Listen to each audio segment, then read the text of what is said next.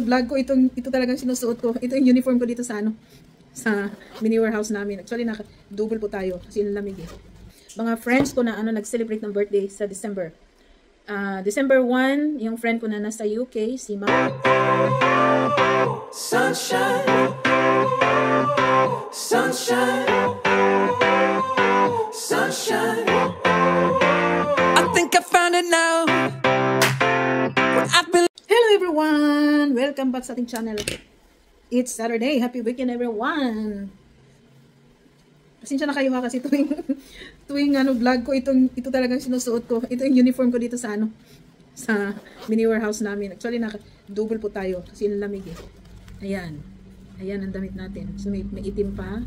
Tapos meron pa tayong isang doble. Tsaka ito yung ko talaga. Pag naglalabas-labas ako doon, ito yung suot ko. Tingnan nyo yung ko. Ayan. So iuwi ko ngayon ito dahil Sabado ay aking lalabhan.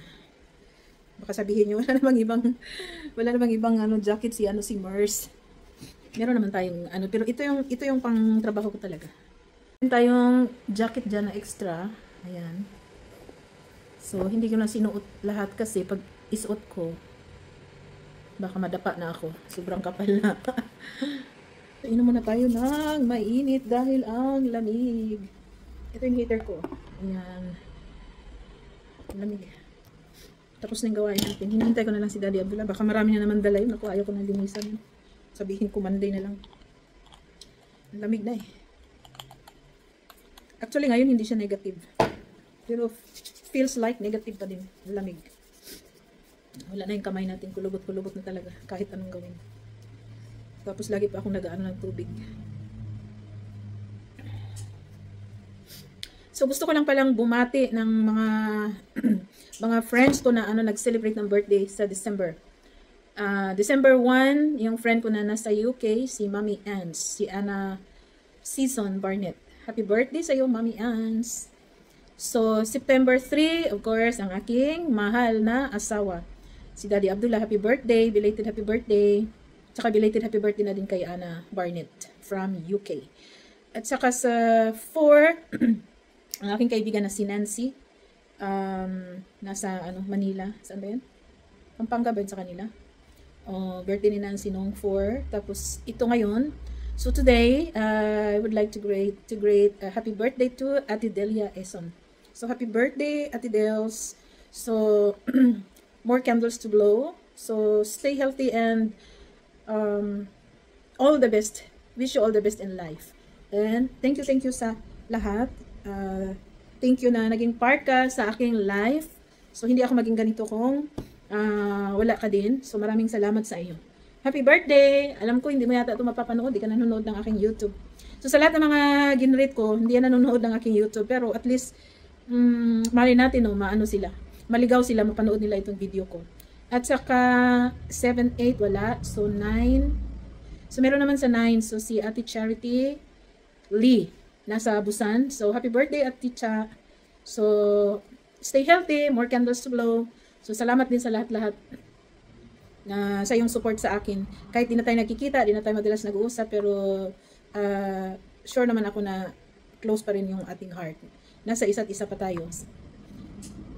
Hindi naman kailangan ang mag-friends na everyday magkikita. Basta importante na sa heart natin. So happy birthday to you. Stay healthy and wish you all the best. So God bless, enjoy your day. So ang aking malditang pamangkin. So magbe-birthday din ngayong December 10. Si Maricar, pero hindi na nanood sa aking vlog yan. So baka manood din siya. So happy birthday. Sana nasa mabuti kang kalagayan ngayon at sana makamit mo na yung iyong pangarap sa buhay. At saka sino pa ba? So mag-comment na lang kayo. Belated happy birthday din pala kay Terry Burst. At saka magbe-birthday din pala yung nanay nila, yung ngayong 10 yata. Birthday din pala ngayong 10. So happy birthday at happy birthday sa lahat ng mga magsi-celebrate pa lang ng birthday ngayong month na ito, December. So happy birthday sa inyong lahat. So yun lang. Happy birthday pala sa lahat na nag-birthday ngayong December. Saka kay Maricel, Pinay Life in Korea, may vlog siya.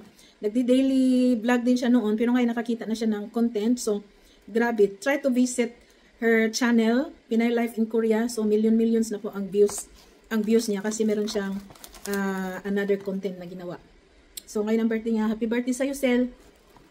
Stay healthy at congratulations dahil ikaw ay isang Koreana at napaka-ano nito bata pa siya, wala pang 40 ito mga 30 plus pa lang yata ito, basta bata pa siya. Ang galing madiskarte sa buhay, magaling mag-balance na This is how you make me feel. Extended family. So, basta magaling mag-diskarte, masipag. Yung nakikita ko sa kanya, kalaban din. So, all the best and good luck for your future sa mga bagong mo kayo sa Korea. Happy birthday to you and God bless. I'm feeling good.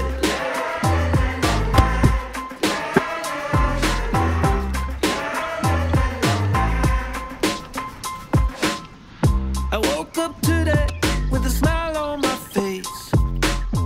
Ain't gotta worry. My mind on heaven in a new kind of place. Surfing the clouds now. Gonna go up, woo, in a real feel chill mood. Gonna go up, woo, oh it's all because of you. Gonna go up, woo, in a real feel chill mood. Gonna go up, woo, yeah, yeah. This is how you make me feel. This is how you make me feel. Oh, good, oh, great sunshine. Oh, baby, this is how you make me feel. And I feel good.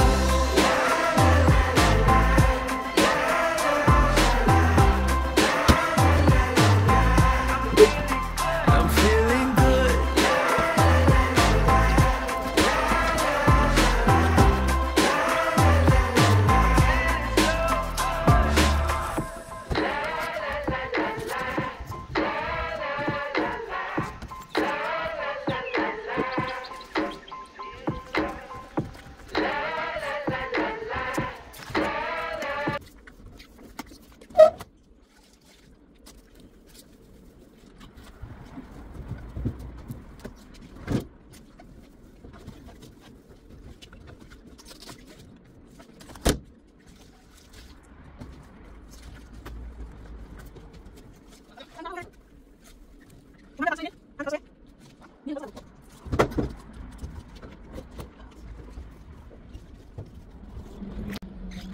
Dito tayo sa basement mag-parking. Yung isang car namin nandoon, yung Palisade. Avoid tayo sa snow. Kasi lagi nang mag-i-snow ngayon dahil nakaumpisa na. Sa basement po tayo.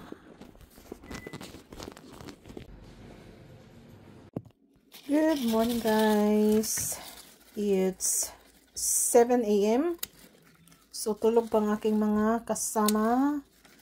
So tinitrim ko itong mga mga plants ko kasi hanging plants kasi ito. So mabilis silang dadami at saka dadagdagan ko sila ng lupa. Kumuha po ako ng lupa doon sa aming mini warehouse. Kinuha ko ang lupa. Siguro mga 1 week ko nang dinala dito sa bahay pero hindi ko pa na umpisan dahil busy nga tayo. So, buti na lang kumuha ako ng lupa kasi hindi ako naunahan ko yung snow kasi pag mahirap nang kumuha ng lupa pag may snow So, nandito tayo ngayon sa loob ng bahay sa may living room. This is how you make me feel. So, yun ang gagawin ko ngayon. This is how you make me feel. Sunday.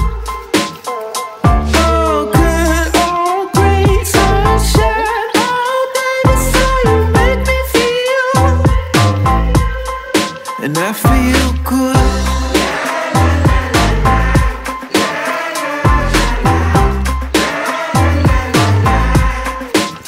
I'm feeling good.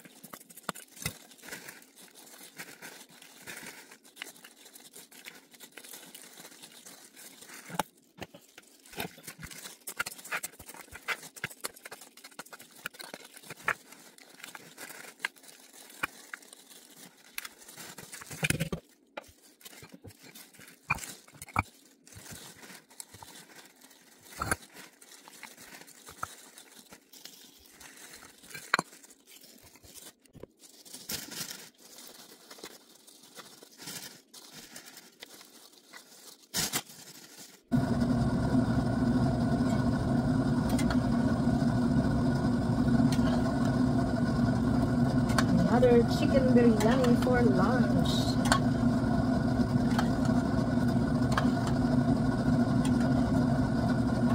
Because today is Sunday, it's biryani day.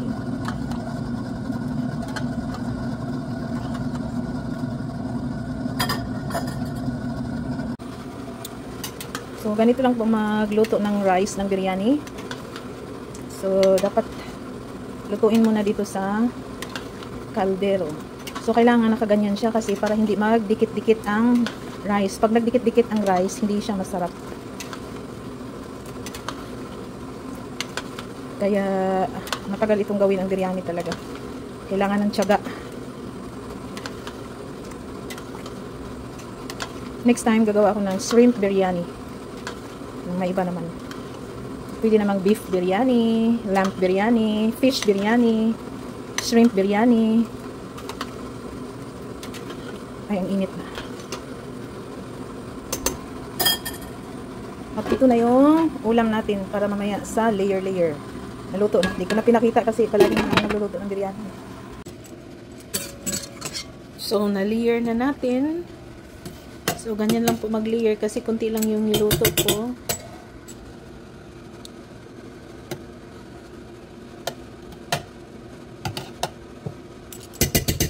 Tapos na yung layer natin.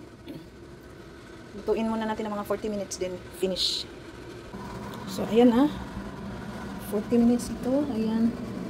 Slow, ano lang siya. Fire. Tapos, lagyan ko ng ganito kasi hindi siya pwedeng sumingaw. Pag sumingaw kasi siya, hindi masarap. Ayan. So, good for lunch and dinner na yan. Mauniti akong gihimo.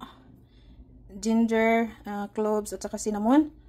Tapos ako ang ilagay ang chamomile tea.